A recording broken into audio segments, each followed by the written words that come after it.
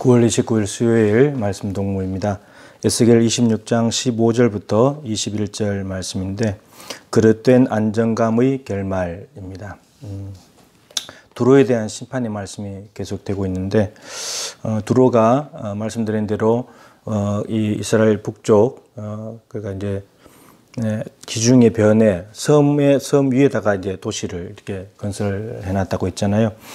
그러다 보니까 이제 바다하고 깊은 연관을 맺을 수밖에 없는데 이제 실질적으로 바벨론이 쳐들어온다 그랬죠.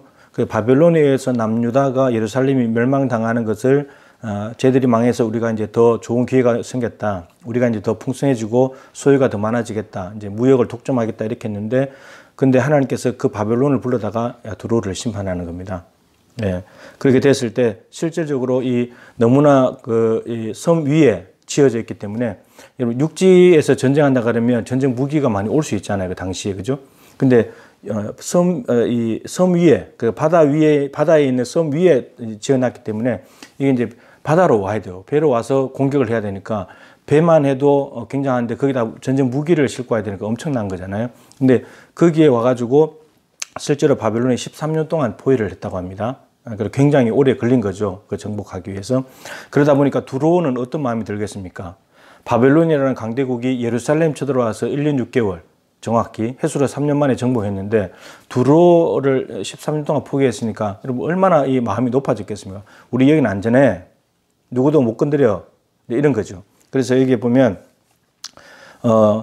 항해자가 살았던 유명한 성읍이요. 바다의 해상부를 이제 좌지우지했으니까 항해자가 살았던 유명한 성읍인데 너와 너의 주민이 바다 가운데 있어 견고하였도다.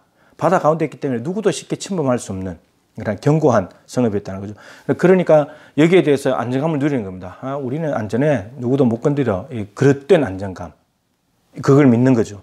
그리고 해변의 모든 주민을 두렵게 하였더니 그리고 주변에 있는 해변에 있는 주변들 성읍들을 두렵게 하는 존재. 두로가 굉장히 강성했다는 거죠. 무역이 활발하게 이루어지면서 많은 부를 축적하게 되면서 주변 사람들에게 두려움이 되는 그런 존재였다는 겁니다. 그런데 이걸 얼마나 믿었겠어요? 이게 지형적으로 접근하지 못하는 데지 또 많은 부와 힘과 권력을 가지고 있지. 두로가 여기에 의존하는 겁니다. 그러다 보니까 이제 마음이 높아지겠죠. 그것에 대해 그릇된 안정감을 가지게 되니까 그것을 믿게 될 것이고 그것 때문에 우리는 안전해 이렇게 믿고 가는 겁니다. 그런데 하나님께서 뭐라 그러냐면은 오히려 물을 일으켜가지고 큰 바다 물결을 일으켜서 다 부셔버린대요. 예, 마치 바벨론이 이제 와가지고 하는 것처럼 큰 물이. 그런데 두로는 지금 물 위에 있기 때문에 물에서 무역을 하고 물 위에 있기 때문에 안전하다고 생각하고 있는데 오히려 그 물을 통해서 두로를 덮어버리겠다는 거예요. 그러니까 그러면서 중요한 것이 무엇이냐면은 18절 끝에 보면 내 결국을 보고 놀라리로다. 네 결국을 보고 놀란다. 두로가 지금 우리는 견고한 성에 있으니까 안전해. 누구도 못 건드려. 그리고 주변 사람들이 두려워할 만큼 그런 존재니까 우리는 이제 이렇게 하면서 계속 오랫동안 살 거야. 오랫동안 이 부유함과 이 풍요로움을 누릴 거야. 이렇게 말하고 있는데 근데 하나님께서 심판하시는 순간에 네 결국을 보고 주변 사람들 왕들이 다 놀래버린다는 거예요. 저렇게 견고한 두로가 무너졌어? 저렇게 주변 사람들에게 두려움이 되는 나라가 망했어? 설마 두로 왕이? 이렇게 된다는 겁니다. 여러분 그릇된 안정감, 자기가 살고 있는 자리의 견고함들, 가지고 있는 힘과 부의 능력, 사람들을 두렵게 하는 힘 이런 것들에 대해서 신뢰를 하고 거기에 안정감을 누리게 되면은 그것을 믿었다가 결국에는 어떻게 되냐? 이러한 모든 것들이 책임져 주지 않는. 오히려 거기도 다 정복당하고 마는. 큰 물 앞에 꼼짝할 수 없고 바벨론 앞에 꼼짝할 수 없고 이런 것이 된다는 거죠. 우리가 예수를 믿는다고 하지만 그러나 예수를 믿고 다른 것을 믿고 그것 때문에 안정감을 누리고 저거 의지하면 괜찮아. 저거 믿으면 그래도 견딜 수 있어. 이길 수 있어. 그래도 버틸 수 있어. 이렇게 자꾸 그릇된 안정감으로 가게 되다 보면 오히려 그것에 대한 결말이 어떻게 되냐. 결국이 어떻게 되냐. 망한다는 겁니다. 그러나 예수님은 영원하신 분입니다. 반석 같은 분이십니다. 그분에게 의지해서 망하는 인생이 없습니다. 그분에게 기대면 누구나 다 삽니다. 우리는 연약해도 예수님을 진정한 안정감으로 삼고 진정한 신뢰를 가지고 그분에게 기대면 그분을 통해서 우리는 언제나 견고한 반석과 같은 믿음으로 자라게 될 것이고 어떠한 어려움에도 견딜 수 있는 그런 사람이 되는 거죠. 그래서 우리가 잘못된 예수님 이외에 다른 것을 의지하고 그것을 기대고 그것에 뭔가 기대할 것이 아니라 오히려 영원하신 분, 오늘을 통치하시는 그분 앞에 겸손히 엎드려 나아갈 때 우리의 모든 삶은 이 땅에서 부족함이 없는 삶으로 안정감을 누리게 될 것입니다.